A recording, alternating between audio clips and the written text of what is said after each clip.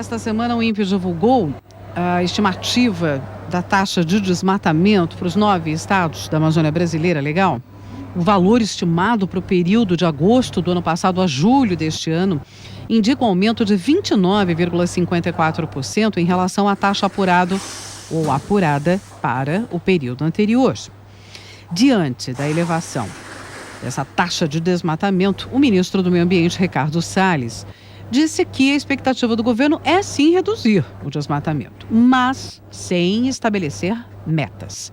Segundo o ministro, o mais importante é estabelecer uma estratégia de combate ao desmatamento.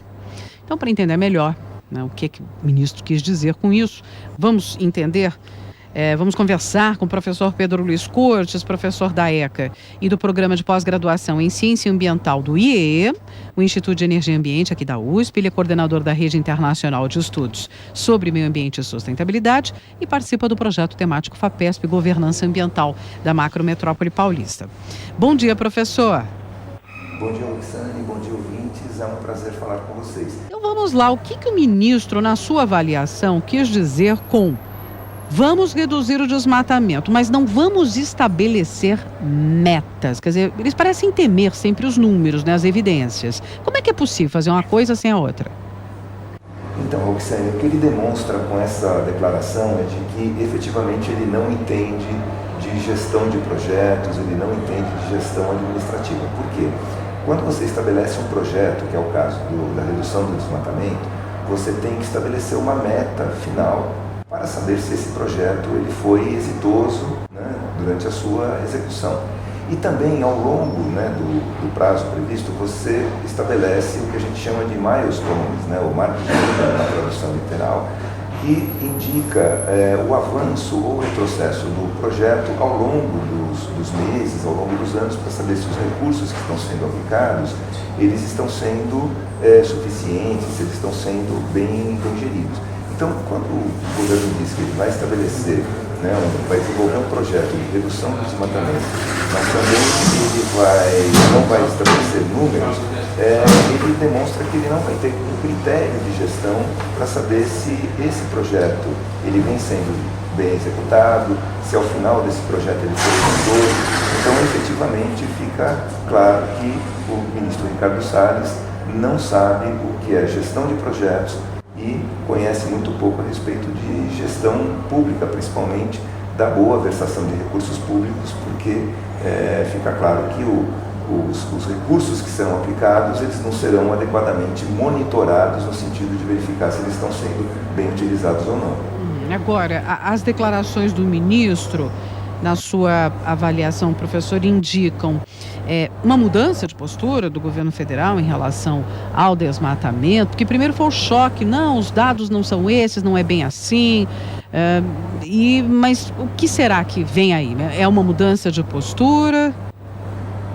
Não, o que fica claro é que há uma tentativa de mudar o discurso, mas sem que efetivamente mude o comportamento, ou seja, eles vêm agora com uma tendência de tentar suavizar o que aconteceu na metade desse ano, com um aumento aí de 30% do desmatamento, considerando desde agosto do ano passado até julho deste ano. Eles vêm com um discurso na tentativa de suavizar isso, mas sem que efetivamente ocorra uma mudança de comportamento, o que fica claro pela declaração do ministro, que eu acabei de comentar, que ele pretende desenvolver um projeto de combate ao desmatamento, mas sem especificar metas, sem especificar índices que deverão ser atingidos. Então, na prática, fica claro que não haverá uma mudança significativa, é mais uma tentativa de dourar aí o discurso, melhor tentativa de se apresentar mais adequadamente, seja nos fóruns aqui nacionais, ou seja nos fóruns internacionais. Mas efetivamente o que vai contar são os índices de desmatamento, e isso vem atingindo aí níveis realmente muito preocupantes. Agora, voltando então à taxa de desmatamento, o Brasil vai conseguir cumprir política nacional sobre mudança do clima? Então, o Brasil ele tem um compromisso, de acordo com a Lei 12.187, de até o ano 2020, ou seja, até o ano que vem, não ter um desmatamento acima de 3,9 mil quilômetros quadrados, mas o índice está subindo já há 3 anos, não só do governo Bolsonaro, mas também ao longo aí do governo Temer, e agora ele chegou a quase 10 mil quilômetros quadrados. Então é completamente fora do compromisso que o governo brasileiro assumiu, né? Então, pela lei de mudanças climáticas, infelizmente, a gente não vai conseguir atingir os índices especificados e não há uma manifestação clara por parte do governo de atingir esses índices, pelo menos no próximo ano. Então, realmente, a gente passa por uma situação muito crítica em relação ao desmatamento, que vem crescendo e a tendência é que ele se mantenha, infelizmente, elevado aí ao longo dos próximos anos, de acordo com as declarações que o ministro Ricardo Salles deu essa semana. E próximo evento importantíssimo, encontro importante, a COP25, né? Como é que fica a situação do Brasil? Qual é a expectativa?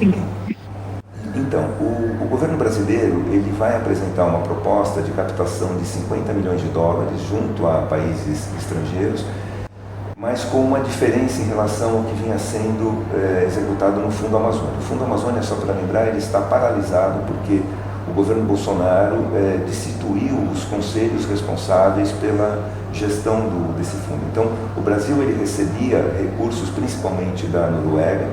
Esses recursos eles eram geridos pelo BNDES e havia um conselho gestor que decidia aonde esses recursos seriam aplicados. A proposta que o governo vai apresentar agora na COP é de captação de 50 milhões de dólares para que sejam geridos pelo Banco Interamericano de Desenvolvimento, pelo BID, e que esses recursos eles possam ser aplicados não somente na Amazônia brasileira, mas também na parte da Amazônia abrangida por outros países, por exemplo, como Colômbia, Guiana, dentre outros. Então, o Brasil, na prática, ele abre mão da gestão do recurso próprio, né, o que acontecia quando o Fundo Amazônia estava funcionando regularmente, os recursos eram geridos pelo BNDES, e passa agora a criar aí, a tentativa de criar uma gestão internacional desses recursos.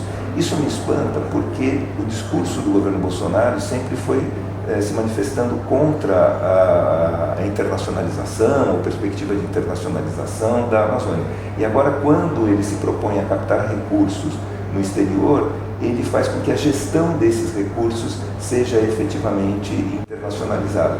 Agora, eu tenho dúvida se efetivamente o governo ele vai conseguir sucesso nesse pleito na COP25, porque ele tem muito pouco, ou praticamente nada a mostrar em relação ao combate ao desmatamento na Amazônia, que cresceu muito, especialmente este ano, né, como foi amplamente noticiado na metade do ano. Então, é algo que efetivamente a gente vai acompanhar, principalmente agora, né, a partir do início, daqui a 2 semanas, o início da COP25, para verificar como isso vai se desenrolar e qual vai ser efetivamente o posicionamento do governo, né, como ele vai levar esse pleito adiante.